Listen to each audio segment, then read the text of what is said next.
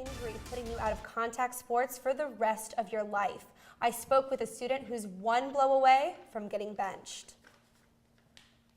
One moment, you're caught up in a play. The next, you wake up on the ground. This was freshman Dara O'Flaherty's experience after she suffered 2 concussions from high school soccer. When you play in the competitive sports world, you just are pretty used to concussions. Like, they're really common. Most of my friends have come into contact with concussions one way or another. O'Flaherty gave up soccer for club rugby at ELN, but her doctor warned her if she gets one more concussion, she'll be out of sports for good. The idea of not being able to be active is definitely a scary thought, and having something preventing you from doing the things you just like to do in your free time, it's totally scary.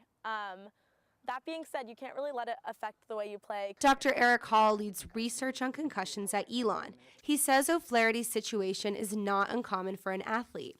There's no rule of thumb for how many concussions can end a sports career. It's about recovery time. If you start taking longer to recover from a concussion, that's usually a sign that there might be some detriment, some maybe long-term implications, and that might be when you start considering maybe retiring from the sport. Hall says it's important to see a doctor even if you only suspect you may have a concussion. Here's what to look out for. Symptoms like headaches, sensitivity to light and noise, and nausea are all common. Trouble focusing and becoming overly emotional can even be indicators. When you've seen one concussion, you've seen one concussion. That there's no similarities between concussions from one to another as far as treatment and how quickly somebody will respond to it. But O'Flaherty won't let fear of another injury stop her. There's just something to be said about not being timid and going out there and giving it your all, and if something happens, it's not really your fault. It happens sometimes.